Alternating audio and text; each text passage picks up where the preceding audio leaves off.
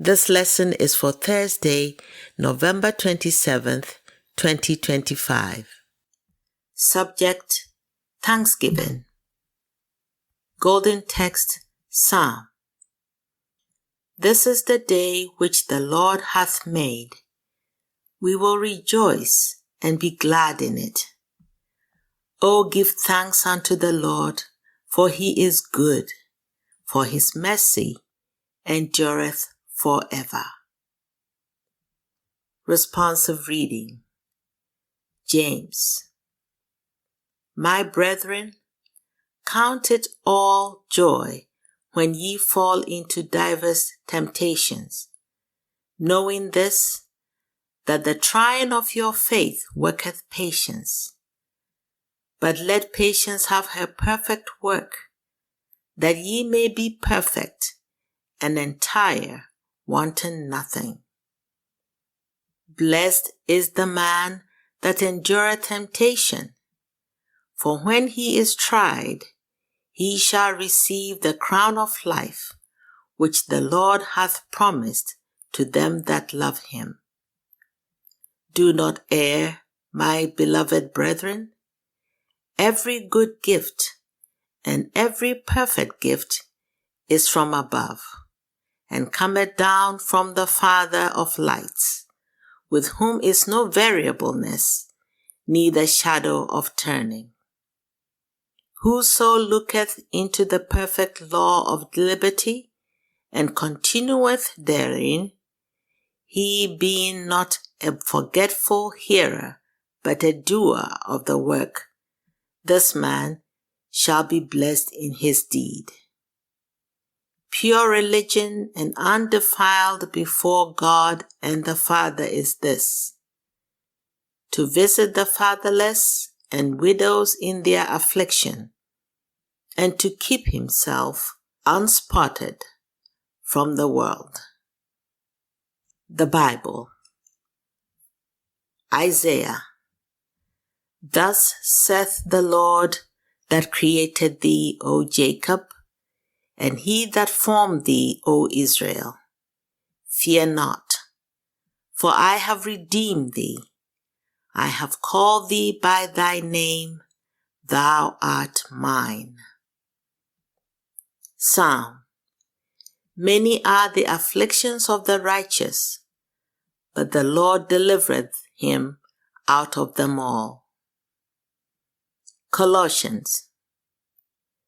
Walk worthy of the Lord unto all pleasing, being fruitful in every good work, and increasing in the knowledge of God, strengthened with all might according to his glorious power, unto all patience and long-suffering with joyfulness. Nehemiah. The words of Nehemiah, as I was in Shushan the palace. Hanani, one of my brethren, came, he and certain men of Judah, and they said unto me, The remnant that are left of the captivity there in the province are in great affliction and reproach. The wall of Jerusalem also is broken down, and the gates thereof are burned with fire.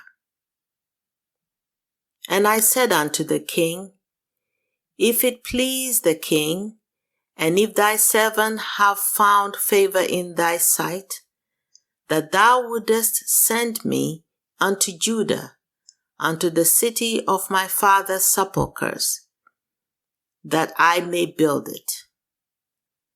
And the king said unto me, For how long shall thy journey be?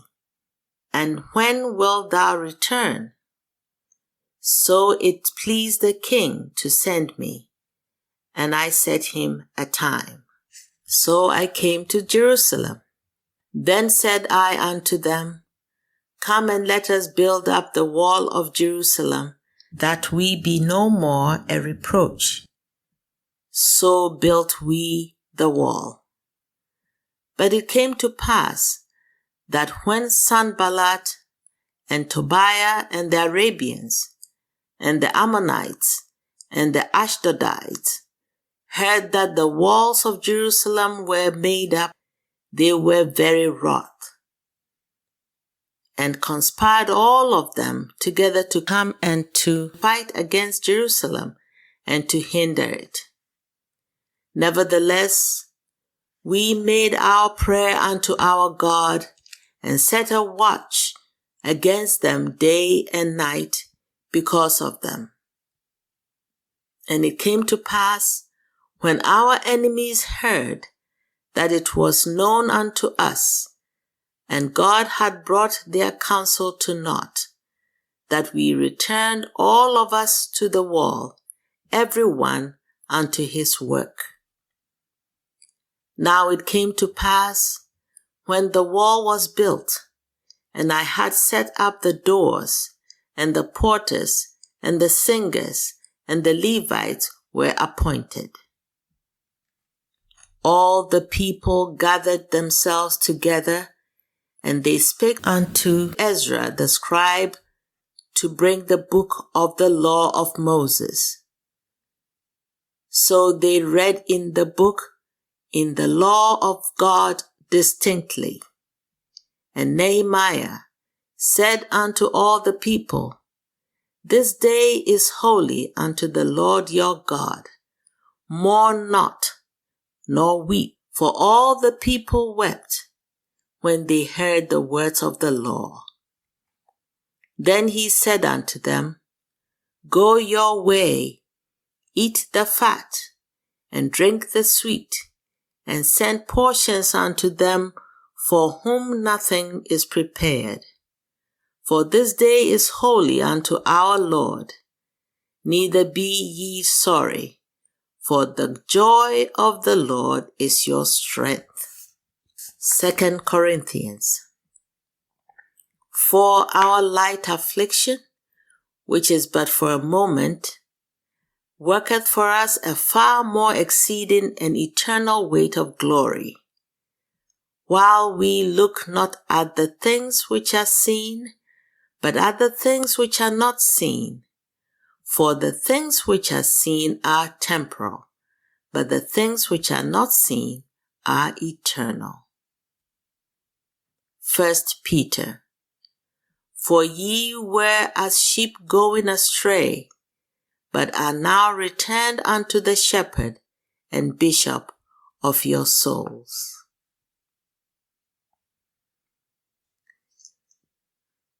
I will now read correlative passages from the Christian Science textbook, Science and Health with Key to the Scriptures by Mary Baker Eddy.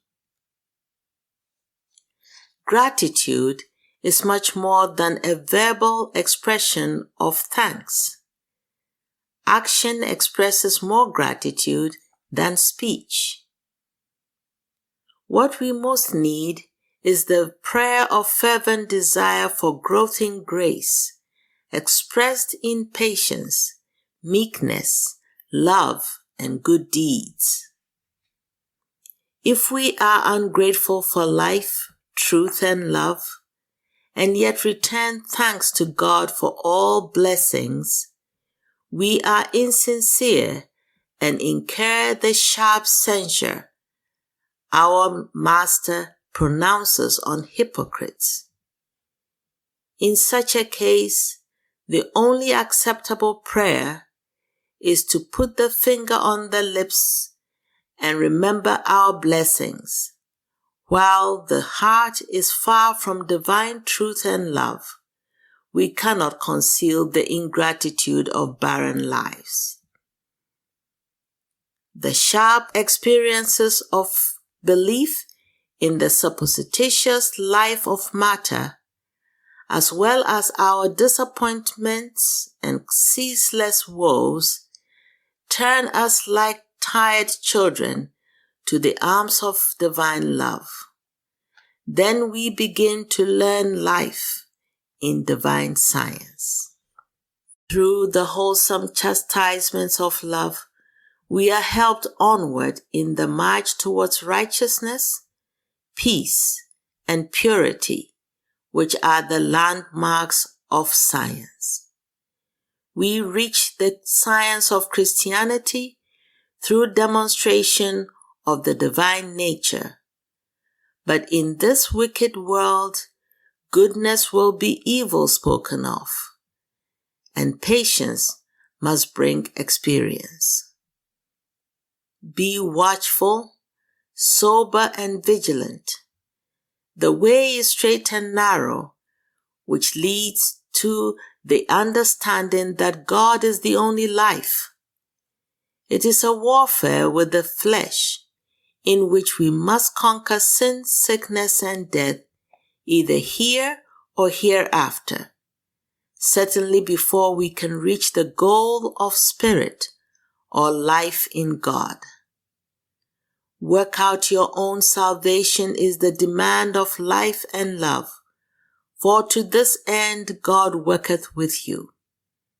Occupy till I come. Wait for your reward, and be not weary in well-doing. If your endeavors are beset by fearful odds, and you receive no present reward, go not back to error, nor become a sluggard in the race. When the smoke of battle clears away, you will discern the good you have done, and receive according to your deserving. Love is not hasty to deliver us from temptation, for love means that we shall be tried and purified. Think of this, dear reader, for it will lift the sackcloth from your eyes, and you will behold the soft-winged dove descending upon you. The very circumstance which your suffering sense deems wrathful and afflictive, love can make an angel entertained unawares. The effects of Christian Science are not so much seen as felt. It is the still small voice of truth uttering itself. We are either turning away from this utterance, or we are listening to it and going up higher.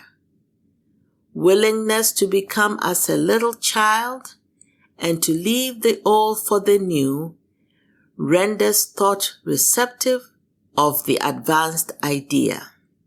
Gladness to leave the false landmarks and joy to see them disappear. This disposition helps to precipitate the ultimate harmony. The purification of sense and self is a proof of progress. Blessed are the pure in heart, for they shall see God. Who that has felt the loss of human peace has not gained stronger desires for spiritual joy?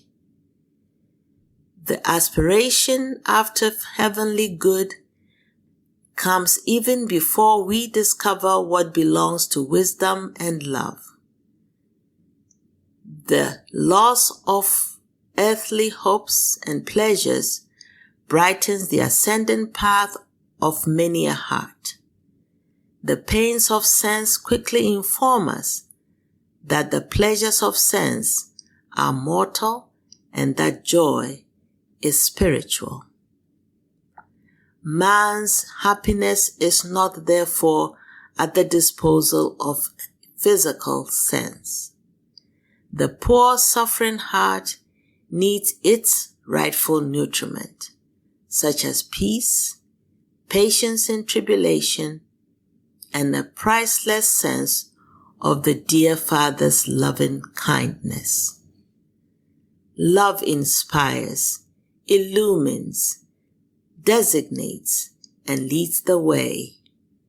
Right motives give pinions to thought and strength and freedom to speech and action. Love is priestess at the altar of truth. Wait patiently for divine love to move upon the waters of mortal mind and form the perfect concept. Patience must have her perfect work. This is the doctrine of Christian Science, that divine love cannot be deprived of its manifestation or object, that joy cannot be turned into sorrow, for sorrow is not the master of joy, that good can never produce evil, that matter can never produce mind, nor life result in death. The perfect man, governed by God, his perfect principle is sinless and eternal. Here now are our 3 daily duties by Mary Baker Eddy as given in the church manual. Daily prayer. It shall be the duty of every member of this church to pray each day, Thy kingdom come. Let the reign of divine truth, life, and love be established in me, and rule out of me all sin. And may thy word enrich the affections of all mankind and govern them. A rule for motives and acts. Neither animosity nor mere personal attachment should impel the motives or acts of the members of the Mother Church. In science, divine love alone governs man, and a Christian Scientist reflects the sweet amenities of love in rebuking sin, in true brotherliness, charitableness, and forgiveness. The members of this church should daily watch and pray to be delivered from all evil, from prophesying, judging, condemning, counseling, influencing, or being influenced erroneously. Alertness to duty. It shall be the duty of every member of this church to defend himself daily against aggressive mental suggestion, and not be made to forget nor to neglect his duty to God, to his leader, and to mankind. By his works he shall be judged and justified or condemned. And from Science and Health with Key to the Scriptures by Mary Baker Eddy, page 442. Christian Scientists, be a law to yourselves that mental malpractice cannot harm you either when asleep or when awake. Thank you for listening, and let some truth from the lesson help you make it a great day. You may visit our website, plainfieldcs.com, for more information.